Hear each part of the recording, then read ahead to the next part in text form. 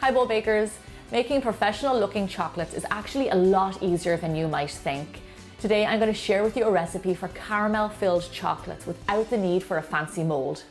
So before we get stuck into the video, I've got a special announcement. I am really excited to say that I have partnered with GoodCook to be their brand ambassador. Now what exactly does that mean? Well, I get to share with you some of my favorite pieces of kitchen equipment that I use every single day. Also, you are going to get a bonus recipe video every single month. So after this video, I want you to head over to the GoodCook YouTube channel, make sure you subscribe, and see how easy it is to make these beautiful pink velvet cupcakes. Okay, let's get stuck into the recipe. The first thing we're going to do is make the caramel filling for the chocolates. So in a heavy bottom saucepan over low heat, I'm going to add in water, sugar, salt, and a vanilla pod. So now if you don't have a vanilla pod, feel free to leave it out. I just love how those little speckles look in the finished caramel. Now all we're doing at this point is letting the sugar dissolve. We don't want it to simmer, so leave it alone for around 2 to 3 minutes until it's fully dissolved. So it's been around 3 or 4 minutes. Now it's ready to bring this to a simmer. So all I'm going to do is just turn up the heat a little bit to medium low, let it come to a steady simmer, and we're just going to let it bubble away and get a lovely caramel color.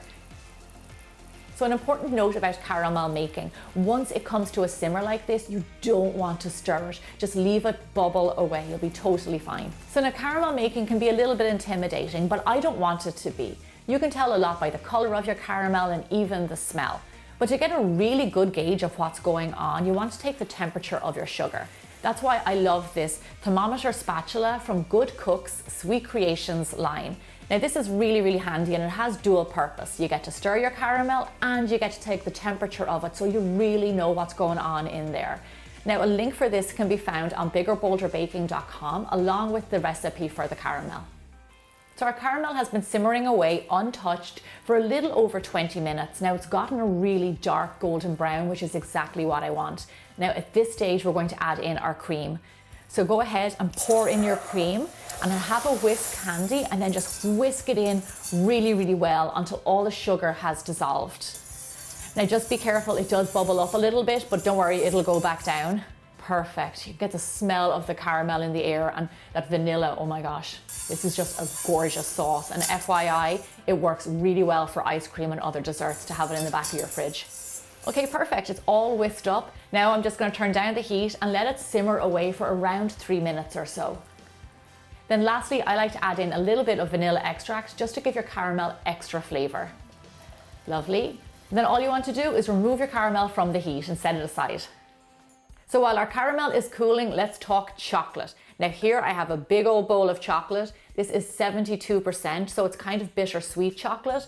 But if your preference is actually milk chocolate, then feel free to use that. Whatever you like is totally fine. So like I said, you do not need a fancy chocolate mold to make these. What I'm using is my Sweet Creations Bake Perfect 24 cup mini muffin pan. Now this is non-stick and it also has a channeled surface for even baking. What I also love about it is the non-stick surface gives you lovely finish on your chocolates and makes them really shiny. Also, it has this beautiful swirl in the middle that makes them look like legit professional chocolates. So creating the shell is really simple. I'm just going to put a spoonful of chocolate in the well and I'm just going to bring it up the sides, coating all the surface with chocolate. And you can do this with a spoon or with a little mini spatula. And then just do that for your whole tin. The reason why the mini muffin pan is so good is because your chocolates end up being the perfect size. I'd say a good 2 bites, 2 generous bites.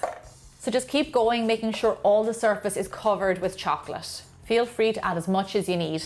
Just a little note, you can also do this with a white chocolate and that will work really well too. Or you could get super fancy and marble dark and white chocolate and they would just look so pretty. Okay, perfect. These are thick with chocolate. Now what I'm going to do is pop them into the freezer for around 15 minutes or so until they're frozen solid, and then we're going to fill them. So it's been a few minutes, they're lovely and frozen. Now I'm going to go ahead and scoop in my caramel sauce. So just add in a little bit of caramel per cup, a nice small spoon, just so you get a nice bite of caramel and chocolate. So in case you're wondering how we're going to get our finished chocolates out of here, once they're frozen solid, they will pop right out of there. Then last but not least, we're going to take some of our melted chocolate and then just pour that over the caramel, filling up the cup. Now you want to make sure that this layer of chocolate comes all the way to the top, because this has to seal in our cup. Seal in the caramel, keep everything good in there. Just make it nice and flat with your spoon, sealing it all together. Perfect. One thing I love about these is that they look and taste like a Rolo when they come out. They're so impressive. Okay, perfect. All sealed in there, lovely, ready to go into the freezer for around another 20 minutes until they're frozen solid. So now this is the really exciting part. It has been 20 minutes. These guys are nice and set up. So now it's time to check out all of our hard work. All you want to do is just take your tray and flip it over really quickly. And then when you lift it up, they've all just popped out. This is always my favorite part. Oh, they look fantastic. Oh my gosh. And if they don't pop right out of the tin, just go ahead and tap the back of the tin with a fork or something and they'll pop right out of there. Look at the finish on them. They're beautiful. They look so professional. So even though we made them and put them in the freezer, these guys will keep happily in your fridge for up to 6 weeks. So you can make them in advance and give them as gifts, and people are going to love them. Oh.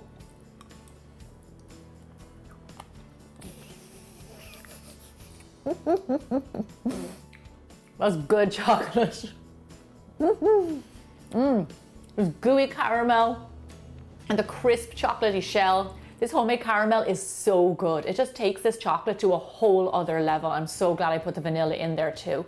And then the bittersweet chocolate is absolutely my most favorite. So right now, I want you to head over with me to the GoodCook YouTube channel and check out my bonus video for pink velvet cupcakes. And I'll see you back here really soon for more bigger, bolder baking.